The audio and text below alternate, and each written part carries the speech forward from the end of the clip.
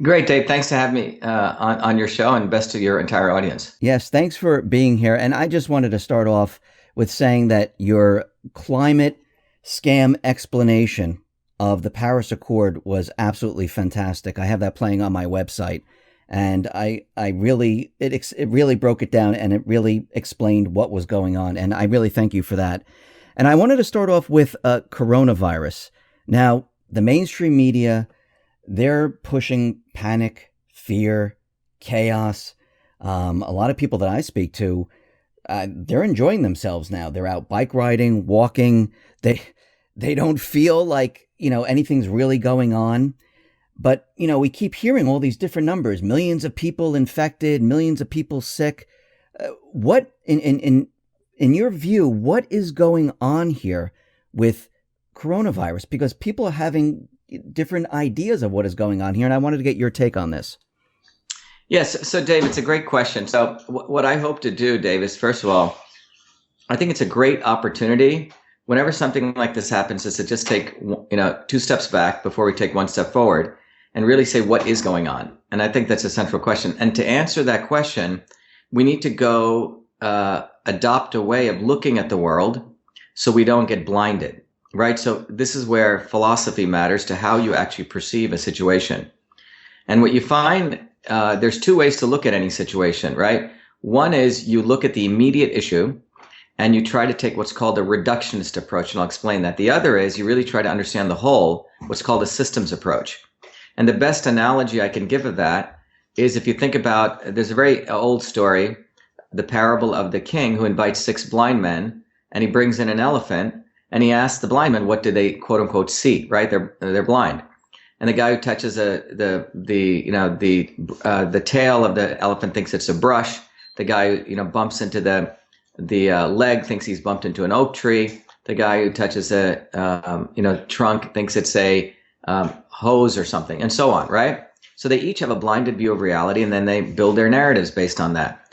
I would argue those in power do not want us to ever see the elephant. They want us to see this blinded view of reality. And that's called a reductionist approach. And this is what happens historically when people in power want to use quote unquote science to hide the larger piece. So when you look at this issue, we need to look at the whole elephant. And the elephant here is the immune system. Okay. What is the immune system? And is it so frail, right? Is the immune system so frail that, a virus can destroy it? And that's the central question. So if you look at the way the media handles it, and if you look at the way the medical establishment treats it, and I don't mean to blame doctors or any of the frontline medical workers at all, but particularly the medical school education for doctors, Dave, it's based on a big pharma medical education model. So the doctor going in, 2 years he does book study, and then 2 years he comes out, they don't really understand the immune system. If you, in fact, ask your doctor friends, how does this all work? And they will probably tell you, well, oh yeah, I'm sort of reducing this. The virus will destroy your body, right? And what the vaccine does, it blocks that destruction. Okay. But the reality is, when to allay fears and to really put this on well-grounded science, what you find is that the immune system is a very complex system that is made of multiple subsystems. It contains the innate immune system, the interferon system, the adaptive, the microbiome, all of our beautiful gut bacteria, the virome, nearly 380 trillion viruses we have, 60 trillion bacteria, and the gut-brain axis, including our brain. So it's a very complex system, much more complex than what was understood at the time the National Vaccine Act was passed in 1962 by Kennedy. However, people still believe that the immune system, the way it works, is a virus comes in, and then it attacks our immune system and starts attacking our cells. This is the reality. The reality is that in the normal condition, which is for most of us, and that's why we've survived and we're still here, we grew up among microbes and bacteria and viruses, is that a pathogen comes in, your body recognizes it using what's called the innate system, the mucous membranes and a whole set of infantry, and it tries to knock it out there. And if it can't do it there, whether it does it there or not, over the next 72 hours, your body goes into what's called the adaptive immune system, creating antibodies. But that's not it. There's whole other things that take place with your genetic changes, as well as your microbiome changing. But the bottom line is, in the normal course, your body's getting these pathogens. It fights back and it resolves itself. It's called resilience. However, if people are not running on all six cylinders, right? And if only, let's say, a couple of them have been knocked out, parts of your immune system, through bad eating, lots of high sugar diets, which create candida, which create gliotoxins, which take out your macrophages or your T cells. Well, guess what happens? Your body, in its infinite wisdom, tries to still protect itself. So it'll start using maybe two of its cylinders, right? And they overreact, Dave. And that overreaction of a dysfunctional and weakened immune system will not only try to attack the virus particle by trying to explode its cell wall and break it up, but it will also try to find parts of that virus particle, the shedding pieces, if it finds them in other parts of your body, and it'll go attack that. So in the case of Ebola, as I've shared before, if you look at your arterial endothelial tissue, sometimes the Ebola virus particle or the particles goes there and your body goes and attacks it. That's why you start bleeding from inside. In the case of the coronavirus, it goes to your epithelial cells in your lung. You follow what I'm saying? So yes. It's not, it's your overreaction of your own body that's doing it. And why does that overreaction occur? Is because of various things. It could be genetic, it could be epigenetic, but it could be that you've been eating garbage most of your life, that you've compromised your immune system. It could be that you have diabetes. It could be you're taking monoclonal antibodies, or as you age. Now, when you age, your thyroid function goes down. Well, why is that an issue? Because when your thyroid function goes down, you don't produce enough vitamin A. And guess what vitamin A is? It's a hormone which literally builds, quote unquote, walls around your cell to protect any pathogens from coming in. And on top of it, if you're not getting enough vitamin D is an amazing nutrient. We get it from the sun. It's the best way to get it. If you can't, you get it from the fatty fish, right? The salmon, the sardines. But your body uses vitamin D. Think of that as a musket to create a very powerful chemical called cathelicidins. These are like bullets. And these bullets literally poke holes in the walls of a bacteria or in the walls of the walls of viruses, and it basically destroys them. So what you're really looking at, if you want to look at the large picture, the immune system needs certain nutrients. When it has those nutrients, your body functions beautifully, takes care of itself. If you deplete yourself of these nutrients, your body becomes immunosuppressed, or you have other types of diseases. So I hope that's clear, that background. And it really needs to be corrected because none of the people around the president of the United States are sharing this at all. Everything is vaccines, vaccines, vaccines. Forgetting that the immune system, most of us are fine. We get viruses all day. We build antibodies and we move forward. We got 380 trillion viruses right now in our body. So the coronavirus is it's a flu virus. It's a variation of the SARS virus. It has a higher infectivity rate and a lower mortality rate. But it is a virus and our body knows how to deal with it. However, if you have immunocompromised people, like people who are older, et cetera, those are the people, like if you look in Italy, I think the median age is 80 years old. That's who it's at, and that's what viruses go after, right? They go after things. They too are a species trying to fight for their existence, or they're not really a species, but they're a microbe. And that's what's going on. So the issue is, why are we shutting down the entire country for this phenomenon when we don't shut down the country for the fact 600,000 people die of heart disease every year? That is right? true. Right. So we're looking at, and when things don't add up rationally, you must start looking at what the real agenda is. As one of my mentors said, when things don't add up, there's another agenda. So why do you think, shouldn't also, like the mainstream media, shouldn't they investigate? When I look at like Central Park and all these hospital setups, most of it is empty. There's no one around. It like, to me, that, and people have been taking pictures of hospitals and it's not what they're making it out to be. It's not as bad as they're saying. But why are they keep pushing it as that this is, the worst thing we've ever seen? Well, Dave, what I think is going on is a three-part, one of the tweets I put out, the first one about 2 or 3 weeks ago, which went viral, discussed this. I said, as an MIT PhD in biological engineering, I believe, who study the immune system, this fear mongering serves three purposes. One is to crash the economy. Two is to support, mandated vaccines. And I think the other one was essentially to create this environment where you could essentially push an agenda for big pharma, So that's what fundamentally is going on. And I'm sorry, suppress dissent. That was the third one. So if you go back 6 months ago, what was going on globally?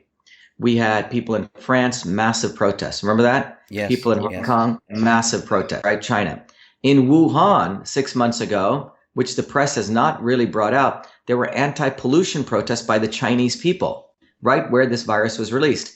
Throughout China, people like us, the people, not the Communist Party of China, actually wants better health for their kids. China has a massive garbage problem.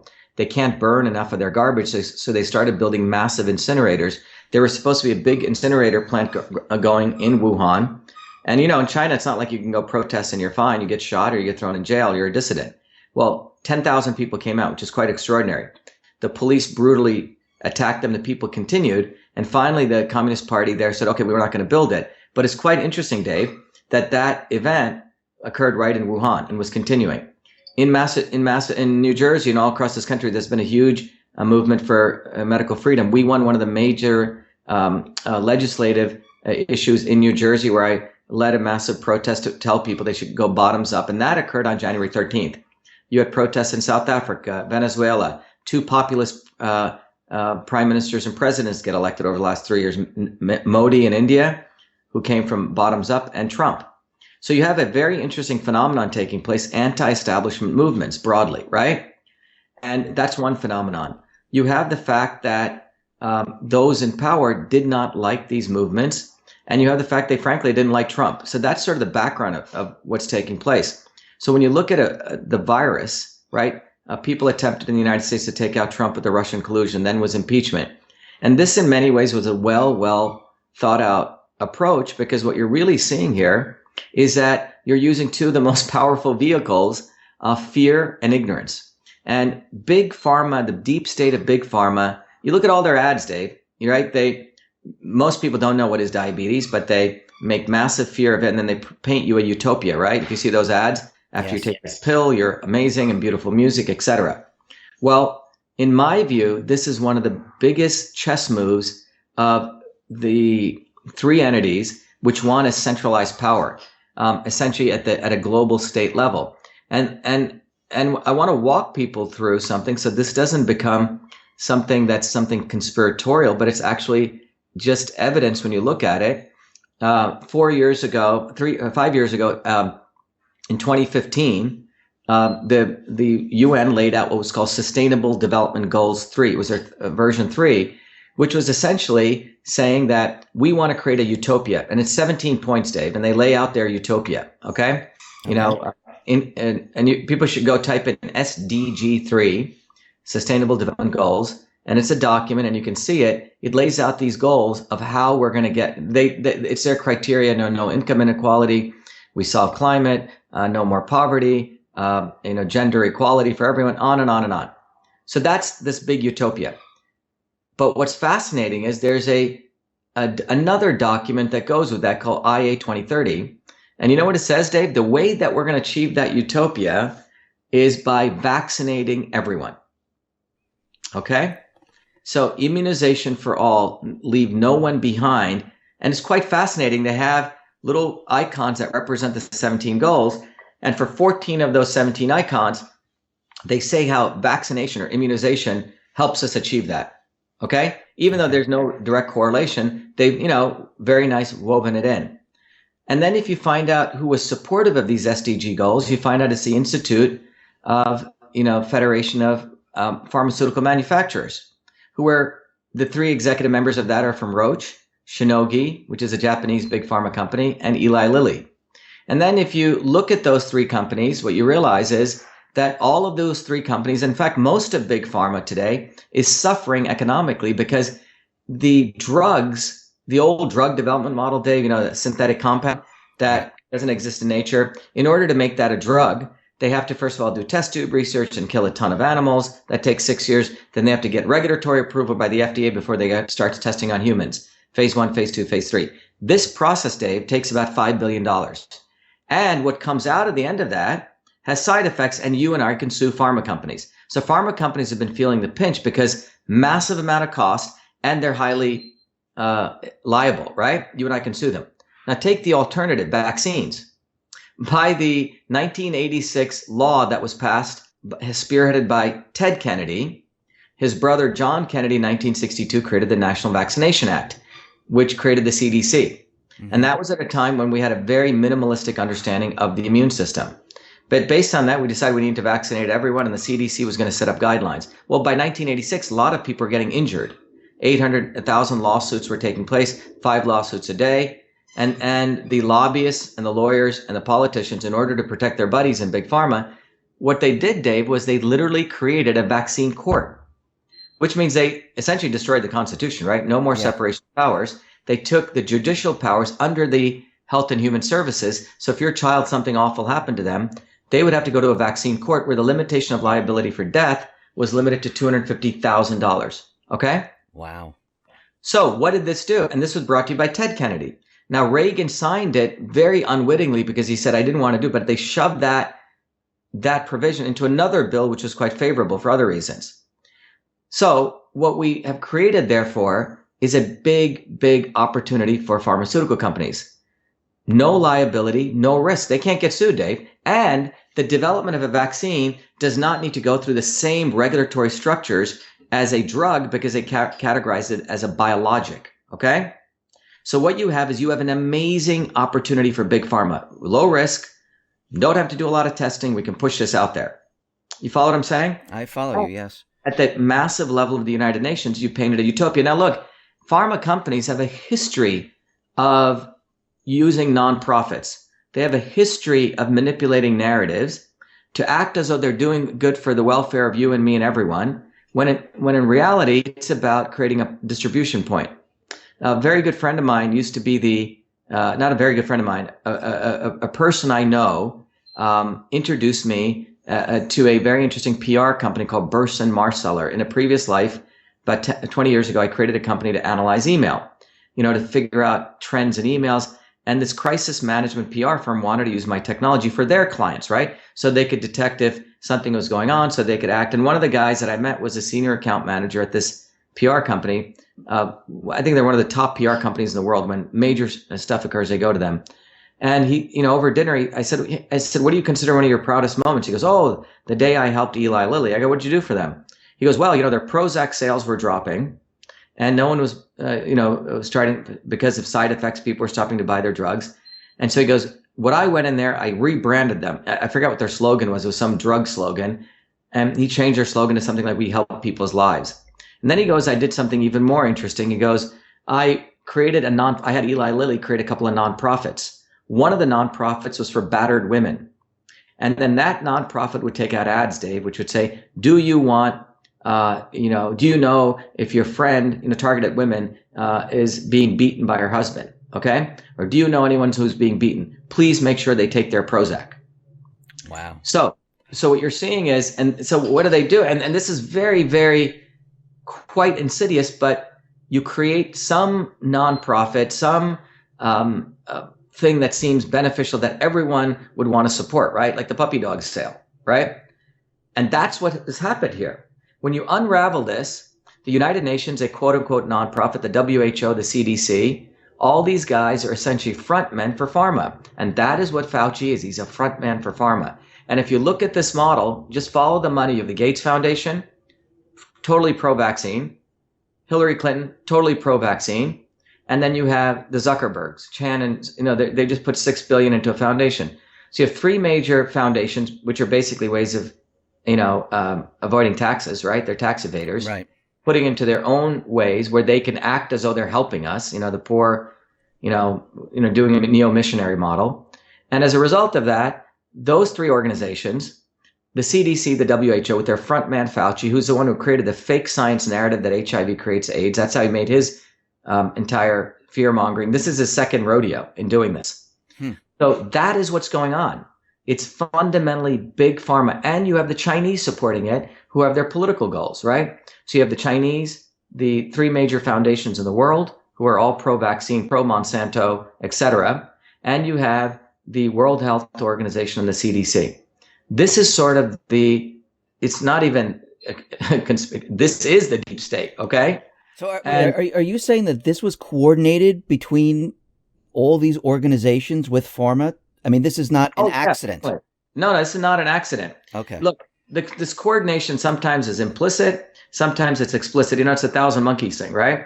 when one monkey learns something, they sort of telepathically pass it on. This is sort of they're sort of the incestuous clique, right? It's like when you're in a group, right? Dave, it's groupthink, right? There's sort of an understanding, hey, this guy doesn't belong in our group, right? This is how the swarm moves, right? When you watch birds flying in a swarm, it's sort of directly controlled, but otherwise there's sort of an implicit understanding of how things work.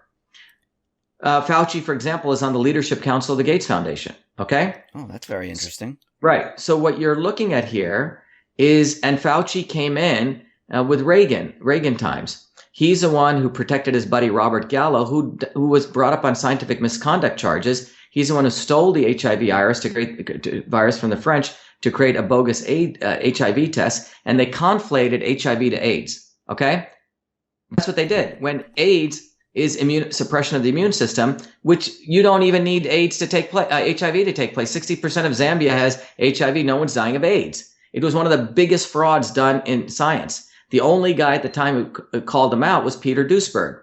Peter's one of the most eminent scientists, the first guy ever to get tenure at a young age of 29 or something, 39 at Berkeley, one of the youngest guys in the National Academy of Sciences. He's the one who called out Fauci.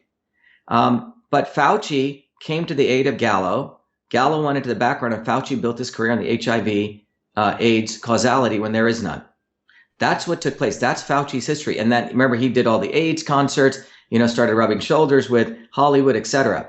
This guy is a total front man, and no one will call him out, Dave. You know why? Because all the academics, many of them who I, went to school with, studied with, they all have to pay homage to people like Fauci because they control their grant funding. That's what's going on.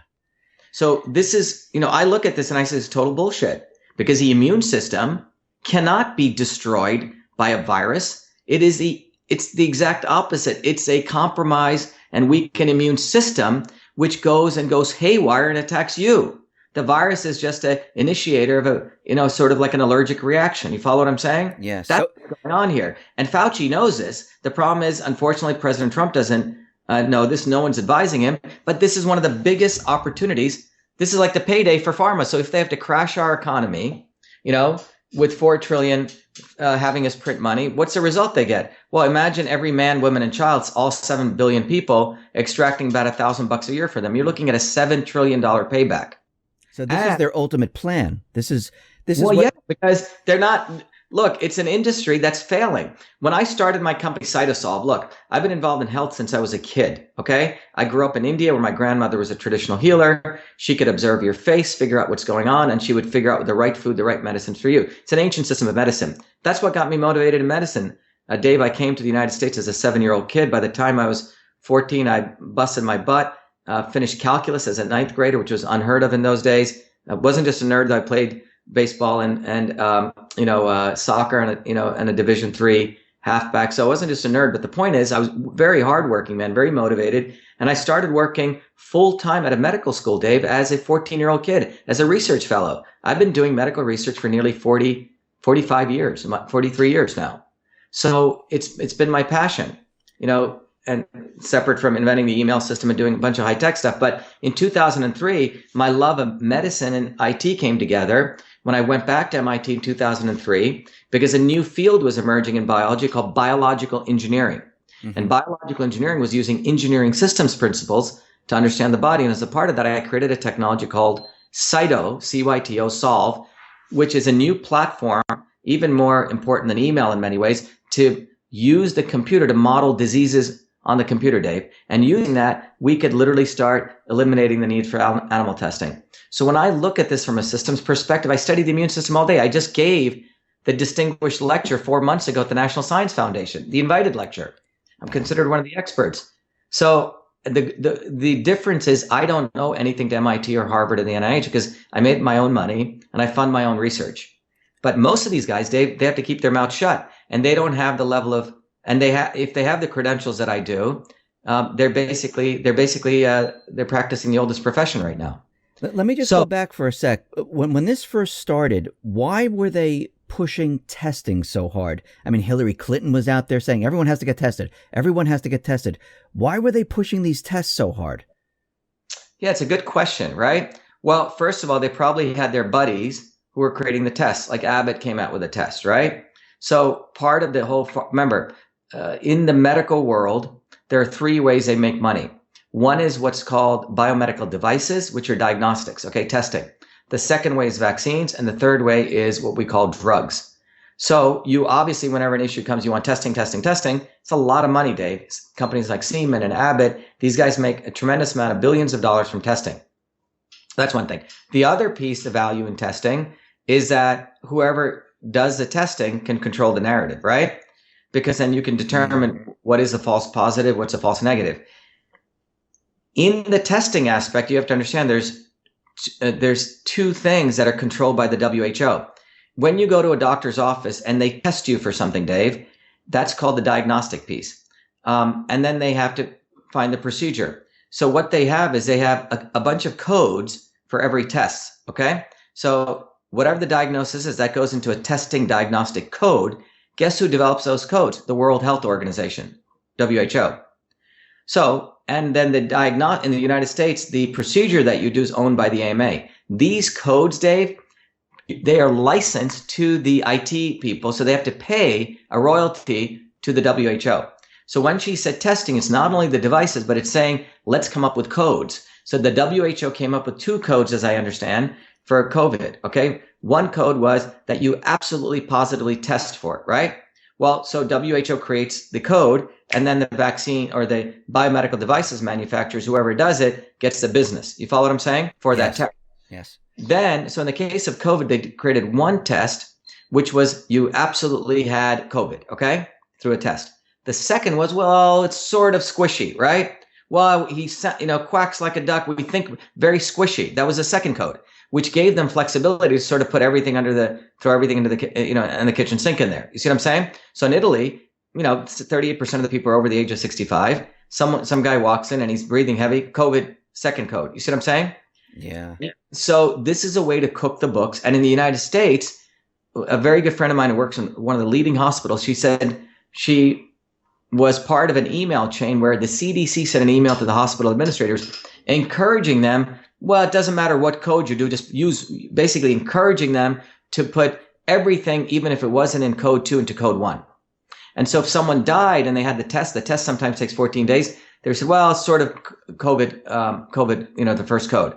So you have a lot of the cooking of the books going on. But the important thing to understand is the WHO is the one who creates a framework for those test codes. Okay. And then the CDC is the one who implements it in the United States. So you have, and by the way, if you look at the CDC and the people who are in the CDC, they're literally revolving door people between pharma. So this whole thing was set up from the testing to the fear mongering. I mean, this was a gigantic coordinated effort. Well, you have to understand, it's like who shot Kennedy, right? It's an interesting, was it a conspiracy or was it an implicit understanding, right? The deep state sort of just said, well, he's not one of us, right? Right. Maybe they knew. So what I'm saying is I'm not going to say this happened, but it's an implicit understanding. These people all hang out together, man. They all screw each other, okay? They're one incestuous group, seriously. But isn't it, I mean, I understand why they're doing this, but bringing down the economy and bringing down not just the U.S. economy, the global economy. Well, yeah, but look who benefits from this, China. Look, China can buy anyone. Do you think that China can't buy the Clinton Global Foundation? Do you think the Clintons are not for sale? Think about it, okay? All of these people are for sale. China owns so much of our reserve dollar. So what's happened is, look at what's happened right now. $2 trillion, $6 trillion is actually going to be put out through quantitative easing, which is the crack model that Obama created to save the banks.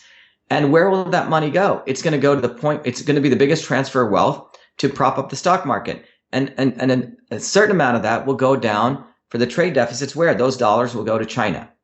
Now, China can then use those dollars to buy the U.S. at a song, right? When you crash the economy. So what you see, but go back to the pharma piece. Okay, so it's let's say a couple of $6 trillion investment. But look at what happens with the concept of mandated medicine. Next year, at this time, Dave, the following takes place, right? Oh my God, we got this horrible flu. What's going to happen? You've made drones of at least 50% of the educated elites here. And they're going to say, of course, Dave, you better get vaccinated. I'm going to make sure you get vaccinated So you can't even get your driver's license. Maybe you can't even go to your gym. Maybe you can't see your dentist. You see where this is going? Yes. All of this is a pretext separate from the economy for creating an enforcement model where you may be forcibly be vaccinated or you'll be quarantined to your home. Now, this is not that far-fetched because less than 2 weeks ago, 2 Thursdays ago, the Danish government, which is, by the way, remember I talked to you about the Sustainable Development Goals? Mm-hmm. Sweden, Denmark, and France are the top three who the UN holds up as exemplars of practicing the Sustainable Development Goals. Well, Denmark just passed a midnight ruling that they have the right to go and not only test you, but treat you, vaccinate you with police force in your home. Wow. All right. So what I'm trying to tell you is the anti-vaccine movement was growing in this country, the medical freedom movement. Hey, I want to take vitamins. I don't want to take supplements. I don't want to take your crap, right? Bottoms up. I'm going to take, this is my body. So that movement was gloriously growing by the fact that we won a major, I led one of the big protests down in New Jersey, and we won that. We stopped the vaccine bill from going through. That literally occurred on January 6th through 13th day, literally around the time this coronavirus fear-mongering takes place. So you have dissent that's been taking place all over the world, right? Populist leaders being elected. Now this is we don't hear about anything about Hong Kong, right? It's gone. We don't hear anything about France. We don't hear anything about anything. Right. So it's been an amazing opportunity for these guys to hit 3 shots in one, right? Get ready to enforce medical mandates, control dissent, in fact, suppress it, and squash the economy, which makes it a little more tenuous for Trump to get elected. Well orchestrated by the same forces who don't like anti-establishment movements. And it's all based on fake science. Dr. Shiva, let me throw this out to you. When Trump first came on the scene, he mentioned hydroxychloroquine and other drugs that go. And the mainstream media, they went crazy over this. They did not like him mentioning this. Now the FDA has approved it for emergency use. I saw the former, I forgot who he was, but he came out and said they're getting great results from it. Is this, Trump said this could be a game changer, and it's starting to seem like this could really help. Now, will this help? And if it does, right. So go ahead. Yes. So the issue is, look, one of the purposes I hope your audience and your viewers will take from this is go back to the central principles of the immune system. Your body, when you take care of it, goes into its own homeostasis and it will protect you. The immune system is the operating system of the body. So when the body's systems are functioning right, your immune health is supported. So the real issue here, if I have to repeat it a billion times, is your immune health. So that's what we want to focus on, Dave. That's the eye on the prize, right? So how does your immune health get compromised? Well, one way is you have massive amounts of candida in you, too much microbes, okay? You're exposed to too much garbage all the time, and your body's constantly fighting, and it's immunocompromised. Does that make sense? It's like you're constantly firing on all cylinders all the time, trying to protect yourself, okay? Well, so the goal is so for example, if people eat a lot of sugars, your body will produce candida. That candida results in toxins, gliotoxins, which actually knock out 2 of your 6 or 8 cylinders in your immune system, the macrophages and your T cells, okay? So that's one thing to understand. So these anti-parasitic or anti-malarials or Zithromax antibiotics, what I believe and I understand from the science of it, the way they work is you're lowering your bacterial load. You follow me? So if someone's been eating crap and they got a lot of candida and parasites in their body, this stuff is going to help them in a temporary situation because you're reducing the bacterial microbe load, parasite load. So your body's immune system is not fighting. It's getting some support. Does that make sense? So it can get back into its homeostasis. Right. Does that make sense? Yes. So, however, that is not a long-term solution for immune health because if you keep taking Zithromax for the next 365 days, you're going to destroy your gut bacteria, you see? Right. And you can't be always taking this stuff. So, but remember, pharma guys do not want any alternative solution because vaccines are that's their eye on the prize, okay? So if our eye on the prize is immune health, so we have a crisis situation. Well, in this crisis situation, these 2 things could be valuable, but it's not going to help us long term. But more importantly, there are other opportunities. I wrote a letter to President Trump, as you may know, And I made it public in that letter. I said, here's my plan for immune and A&D underscored health. We don't have to choose between one or the other. And it said, let's practice modern medicine, and which means let's practice precision and personalized medicine. One size does not fit all. So let's take all those people with COVID-19 and give them massive high dosage of vitamin D, 400,000 IU, vitamin A, 400,000 IU for 2 days, and 50,000 IUs of vitamin D. Now, why is this important? By the way, these dosages are pediatric dosages that were given when kids get, particularly the vitamin A, when kids get measles, and you want to get rid of it faster. So you give people this oomph, okay? Because the vitamin D is an antimicrobial. The vitamin A builds structures around their cells to protect themselves from viruses. So that's for the COVID-19 people. The people who have that and are in critical care, for that matter, in critical care in any ICU, you got to give them that, plus give them a drip of 100 grams of vitamin C. Again, this is all well established, extremely highly efficacious. How much? Pennies, okay? Then you take the people who are immunocompromised, the people with diabetes and AIDS and COVID, CVID and all the people are taking the monoclonal antibodies. Those people, the good thing we support them is, again, with the vitamin A and vitamin D, support them with vitamin C, and those people should be careful of who they're interacting with. Hand washing obviously is good in any way, okay? And the last group, Dave, is the healthy people, which is like 90% of us. Right. Let's give ourselves a shield, 5,000 to 10,000 units of vitamin D, vitamin A, make sure your iodine levels are good, and get back to work. That's what we should be doing. This is what a systems guy does. This is what engineers do, not a Fauci. Fauci is incentivized to support the fear mongering. He did it once before with HIV and AIDS. He's a master at it. And that's what he's up to right now. So how long do you think this will go? How long do you think, because we have Trump, it's funny because there's two different opinions here. Trump saying that he thinks this is going to be over very, very quickly. And Fauci saying that this might go on for a very long time. So both of them are saying two different things. Yeah, the dialectic here is that you have a guy who is pharma's frontman. He controls academic lives. This is Fauci I'm talking about. We saw the WikiLeaks stuff praising, Hillary Clinton. He's, very close to the Gates and all these foundations. So, and he's been there during Obama. He's been there during the Bushes. He's been there during Reagan. This guy's a lifer, okay? He is deep state. He's deep state pharma. So, right? It's like the old, academics. It's interesting. Presidents come and go, but academics are almost there. They're like the Sith Lord, from Star Wars. Yes. Right? They're always there in the back room. Mm-hmm. And that's what Fauci is. He's Emperor Fauci, and he is using health policy, a purposely misguided health policy, to have the economists do the economic policy in the back end. This is extremely well thought out, and he's banking on the ignorance of the American people and the ignorance of the president. And look, I can tell you that I've gotten some very positive feedback from amazing economists who saw my videos, and they said, Shiva, keep doing it, because what's happening is Fauci is literally destroying our economy, heading it into a depression.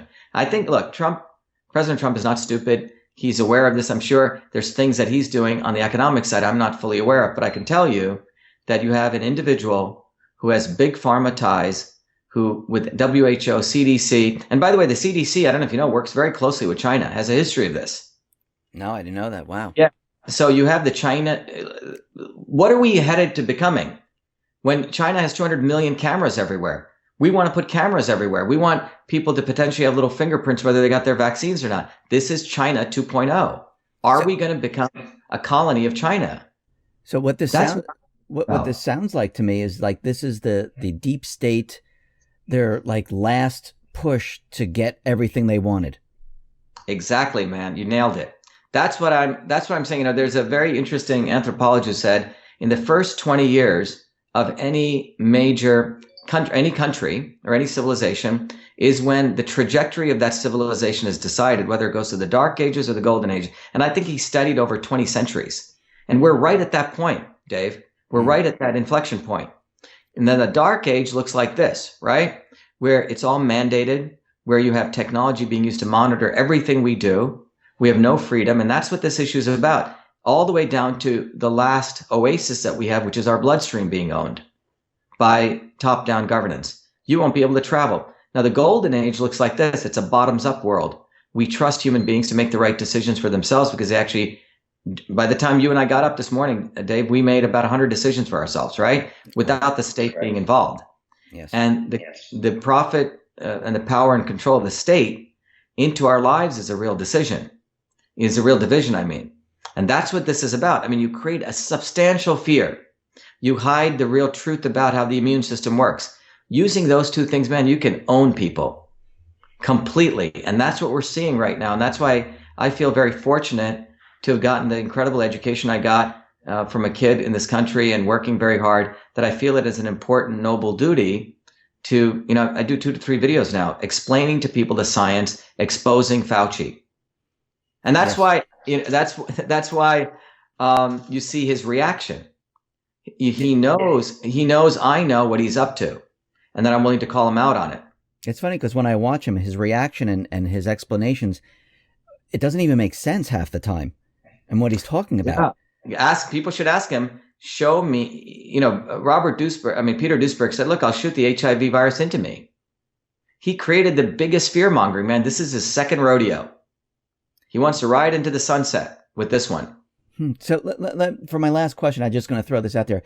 Do you think there are cures for most of these diseases like AIDS, cancer? Because we've gone on a very long time, especially with cancer, a very long time with people make a lot of money prolonging these. Yeah.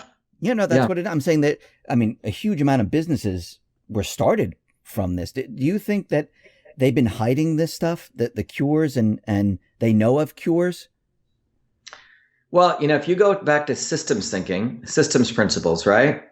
When I finished my PhD in 2007, Dave, I went back to India for a 2-year Fulbright to actually study the origins of traditional systems of medicine. And what I discovered, Dave, was the traditional systems of medicine are actually not systems of medicine. They actually view the body as an engineering system. And if you look at the words they use, they match 1-to-1 with engineering systems theory. I wrote a very famous paper on this, came back and gave a series, did a whole lecture series for 2 years at MIT on this. And I ended up spinning out an institute called Systems Health, where I actually teach people how to see the body as a system using a whole different language. The reason I give that background is that when you look at it that way, you start realizing that all disease is actually one disease and has one cure, which is food. Food is medicine. That's what Hippocrates said. And when the body, the other principle is when the body is its own homeostasis, it takes care of itself, Dave. So your body has a very different homeostasis than my body does, Dave. When we find out the right operational mode of you versus me, our body essentially takes care of itself. In fact, for my Senate campaign, I have a tool that I did that I give to people. It's called Your Body, Your System, and I give them a book which actually teaches them the principles. Out of 50 years, they can learn. They don't have to go to MIT. They can learn control systems principles. And what you find is a goal of health is to bring your body back to its homeostasis. Dysfunctions from that result in what we call disease. Sometimes it's cancer, sometimes it's heart disease. What I'm saying is these are names that Western medicine assigns to a dysfunction from your own homeostasis. You follow? Yes. And some people it shows up as cancer. Other people it could show up as Alzheimer's. Other people it could show up as, osteoarthritis. But the fundamental issue is the inflammatory response mechanisms of the body, which is the immune system. That's why I say the immune system is the operating system. If you take care of that, your immune system is in check. It comes in and it takes care of the rest of your body. So when you say, what is cancer, right? Cancer is a process of your body not working, cells that are supposed to die don't die, which is called apoptosis, and then cells start proliferating. Well, why does that happen? Well, you find out that a substantial amount of this is related to sugar, okay? High quantities of a high sugar diet. Cancer loves sugar. It feeds off of it. So it's feeding yourself the wrong things, by way of example, and it's not taking in the right things. So many of these diseases are dysfunctions of the same fundamental elements, but gone wrong because of maybe your particular genetics are a little bit different. Okay. I just wrote a paper in Nature Neuroscience. We took all the major neurovascular diseases and we laid them out, and you see all these things that people call ALS or Alzheimer's or whatever the name you give to them. They're all dysfunctions in sort of common modules at the molecular level. But pharma loves to make something a new name, right? When polio ended, there's a big argument that says now we have other diseases which sort of look and smell like polio, right? Muscular dystrophy, people are paralyzed. You see what I'm saying? So they recategorize many of these diseases because the manifestations of them were different. In polio, the virus comes into you, an overreactive body the cytokines go and attack the myelin sheaths, right? Which could be in your spine. Again, it's not the polio virus went and did that. It was your body. So we need to go back to this very fundamental principle that the motivation, as long as, profit, you can make money from disease. Why do you want to solve the disease? Look at the Susan Komen Foundation, the big breast cancer foundation. They're a multi-billion-dollar organization. She gets a multi-million-dollar pension. And this is all on the backs of people giving them, with the little pink ribbon. Again, beautiful PR. You got to understand, these guys are masters of public relations. Masters. Wow. And so the Henry Wellcome, there's a very interesting article in the London Economics many years ago. You know who Wellcome was? Wellcome Trust, GlaxoSmithKline, one of the biggest pharmaceutical companies. Henry Wellcome grew up in his uncle's drugstore, in England. And his uncle basically said, look, you can sell crap to anyone. All it is marketing. You can sell anything to anyone. And that's what pharma has done. So you have pharma, the fake science, which is owned. Today, scientists are owned, academics, and you have the fake news media. And you can sell crap to anyone. You can create beautiful sounding guy in a white shirt with little spectacle glasses with a little tie, right? Yeah. No, it's theater. It's total theater, man. Total freaking theater. Dr. Shiva, listen, thank you very much for being on the X22 Report Spotlight. Once again, Sure. How can people see all your work and see your campaign information?